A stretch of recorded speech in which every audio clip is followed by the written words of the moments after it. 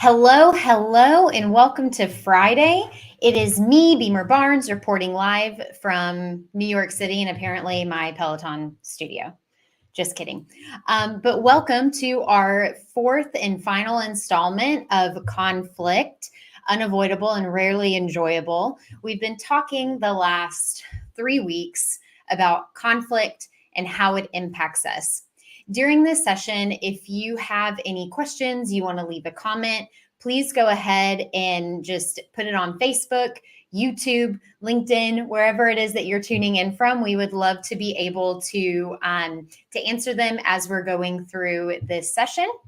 If you're catching us after the fact, please do not hesitate to reach out. I would love to connect with you about any way that you are having conflict in the workplace. Let's talk about it. You're not alone in it. I promise you're not crazy. We're all dealing with it, have dealt with it, and we can get through it. So why even talk about conflict? Because we're all affected by it in some way. In the first session, we talked about how 2.8 hours a week are going towards unresolved conflict in the workplace, and that ultimately this ends up being like $350 billion in wasted wages annually. So conflict is important, and how we manage our conflict in the workplace is important. We talked about in our first session how cultures, the patterns of behaviors or values encouraged or discouraged by people, processes, and systems over time. So conflict happens because we have different perceptions, personality skills, or agendas, and how that's tolerated in the workplace can sometimes mess with our expectations of what we think needs to happen. So in our second session, we talked about how if you are an employee and having conflict with your leader, maybe because of different perception, personality skills, or agendas, how to use contrasting and not waiting for your leader to necessarily bring up a conversation, how you can engage by advocating for yourself, and how to represent yourself in a way that is going to build trust and show humility. And then last week, we talked about leaders. If you are having conflict with your employees, for those of you that are a mid-level manager, there's more of you than there are executives, and we understand. We really empathize with that tension that comes from wanting to please and make the things happen that maybe you're being told, but then how do you deploy your team to be excited and to make these things happen too? And it's often this tug of war. So we addressed what are employees needing. To maintain growth and development, organizations must create easy avenues to seek help, promote flexibility, work-life balance, and emotional resilience, all of which lend themselves to a more sustainable working model focused on productivity and well-being. So in that, we talked through how to create avenues for people to seek help, what flexibility is, and how to foster two-way communication, and to ultimately celebrate adaptive performance by deploying the team together instead of just looking at individuals, which is where it starts, but we can deploy teams of people to ease the load. So now we are here. It's the last episode of the series, and it's all of our favorite topic, ourselves. You. We are going to talk about you. So whether you are an individual contributor, a manager, a CEO, whatever, we're going to talk about you. So let's start here. Do you know that you have a choice? You have a choice to buy, a choice to live in your house, a choice for the car that you drive, how often you're going to drive it, where you're going to spend your money, where you're going to save your money, what you're going to eat, how you're going to spend your time. You have a choice to work. We have a choice. And I love work. It's probably why it's one of the things that I love to talk about most. And so today I might be sharing a little bit more candidly, and I want to encourage anyone who is listening to reach out and let's get better together if you disagree or you see this from a different perspective. Often we are hearing right now, why is everybody quiet quitting? What is this whole quiet quitting thing? Well, it actually went viral on TikTok last Thursday, which is really interesting. But this concept is not new. It's been studied for over 10 years by the Gallup organization under the title Employee Disengagement. So currently 36% of US employees are engaged in their work and workplace, which matches Gallup's composition percentage of engaged employees in 2020. Globally, 20% of employees are engaged at work.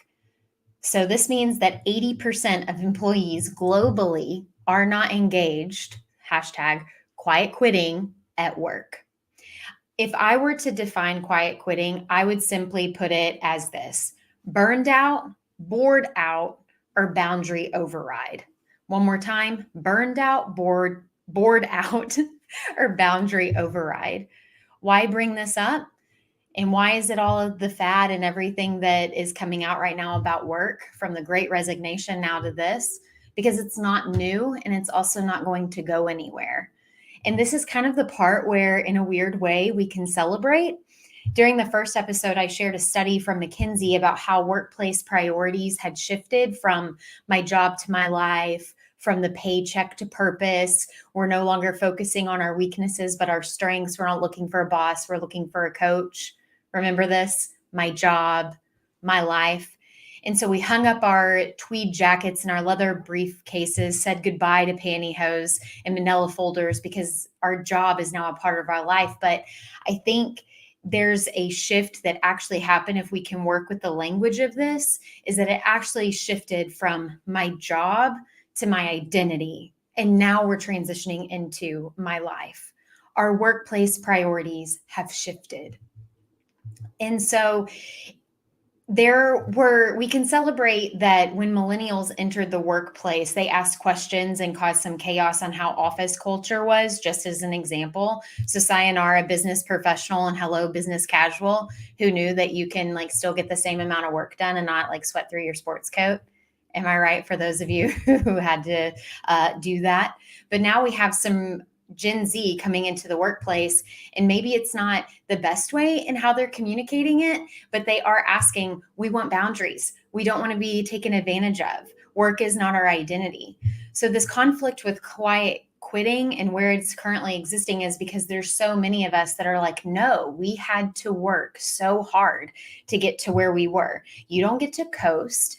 And we get to hear, if you're only hearing this catchy phrase of it, but you find yourself identifying with it, but there's still this frustration with it, we just got to make sure that we're not missing the real problem, which is that people are not engaged. Dare I say, we are not engaged. We are disengaged. And I think that if we can look at the bright side of work is something that we can depend on, but it's also a choice. Going back to, do you know that you have a choice? Work can give us stability, challenge our thinking, and grant us opportunity to engage with people we wouldn't necessarily be friends with. It allows us space to explore options that maybe on a daily basis we wouldn't otherwise engage in. Work can grant us immense purpose, but that purpose doesn't mean that it holds our identity. And that's where this conflict can come in, is that we associate work being a part of our identity, and boundaries have been crossed because now we're saying, I want flexible work hours. I want to be able to consider my life and for work to be a part of it, but not to be the place of my identity in my purpose. And so it's confusing for leaders to navigate, because based on previous behavior, we were acting and contributing in a certain way. But now it's almost like there's this act of defiance, or at least an internal frustration of who we are and what we want. And so it's like we want our work ethic to be the driver, but at the same time, can I have strong work ethic? And can I also be done at this amount of time, or be honored with how I'm spending my time? And so the good news is that if you are frustrated, it's because you care. Frustration is like a little flag that is communicating, I care about something. And so take a note of that. If someone is frustrated, it's because they care. So if your boss is frustrated with you or someone on your team, ask yourself, what is something that they might care about? So an example of how we got here, this is a fictional story, just so you know, but to help us get to where we want to go. There was this man who lived in, we'll say, Montana, up in the northern states. And he was watching the news one day, and the newscaster was sharing, winter is coming 3 weeks early this year. Go ahead and start prepping your houses, getting things ready. It's going to snow next Tuesday. And so this man was like, I don't have enough firewood. I'm going to have to go outside and start getting this done so that we have enough wood to, like, firewood to last us throughout the winter. And so he goes outside, and he knew whenever he started, I need to sharpen the axe. The axe is a little dull, but I don't have time, so I'm just going to keep going. And so as he's chopping this wood, the axe head gets duller and duller and duller. And over the course of time, he's having to exert more energy to chop this wood instead of stopping to sharpen it. The wood gets chopped. It gets done, winter comes, and it's there. But the work involved to get to that point, it could have been avoided. This is called the logic of task pursuit. So for most of us under pressure, the pursuit of task drives out any thought of maintenance.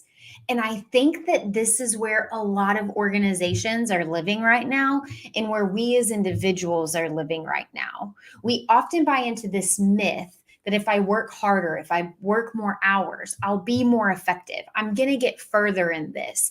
If I can just keep it up a little bit longer, things are going to change. But we're so focused on the task that we're ignoring the maintenance that needs to happen. And there is no get rich quick schemes. They're the crash diets. They don't always last.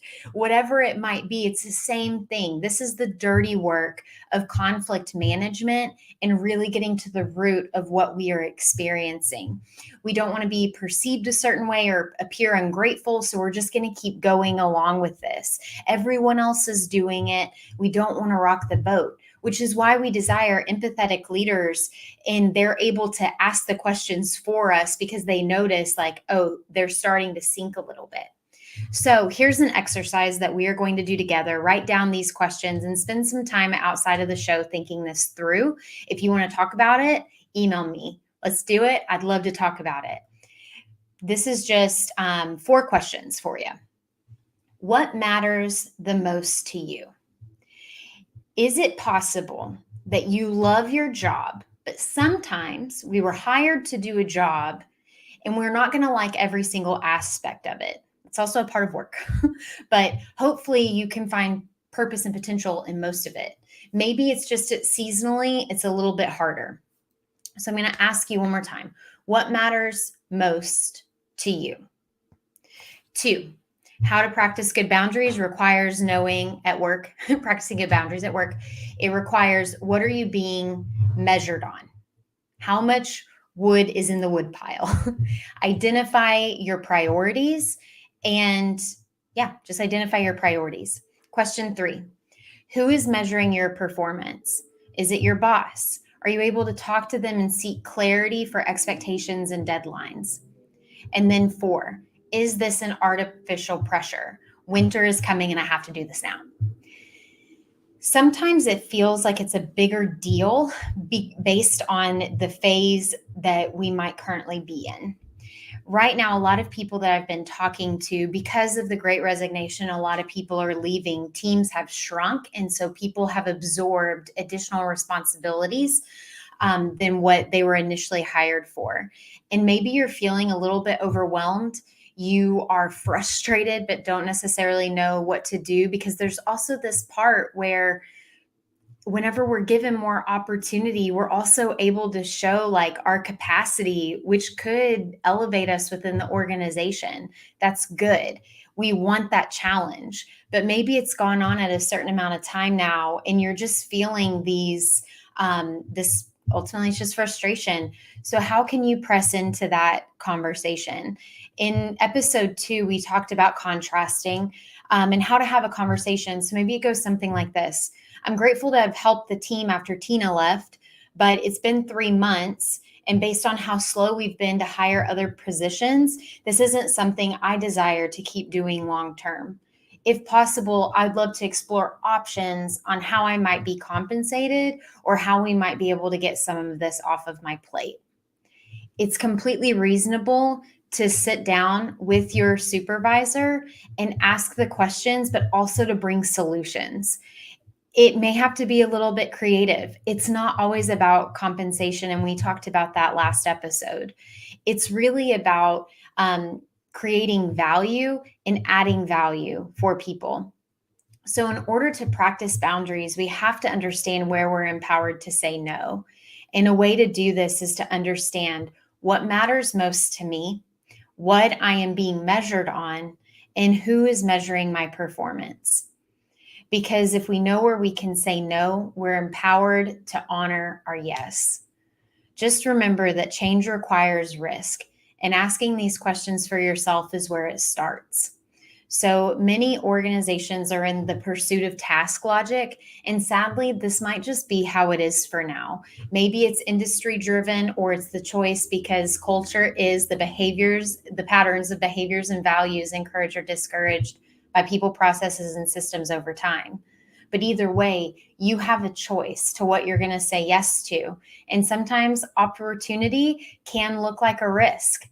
The best way to be able to grow in an organization is to add value in things that sometimes look outside of the box. But just make sure that that's your choice and that expectations and job responsibilities are clarified for it. You are empowered to do those things. If you are a leader and you are having any kind of trouble or tensions because your team it looks different than it did a few years ago, or whatever the case may be, I promise you, your people, they want to work hard. We just sometimes have to give them the direction on how to do it. Unify them around one big opportunity, and I promise people will rise up to the occasion. We innately want to be a part of something. We want to solve problems, and we want to be celebrated. So let's create spaces where those things can happen. We can be a part of something bigger than ourselves, and we can be our full, authentic selves and be celebrated in the journey of it. So if you or your team are looking for individual coaching, you're interested in any kind of like a leadership lab or management training, don't hesitate to reach out to us at Always About People. We would love to connect with you and your own individual needs. That is all that we have for this series on conflict. I hope you are empowered to press into it. You feel excited or at least empowered to head some of these conversations on. And like I said, if you have any questions, let me know, because I promise you are not alone. See you later.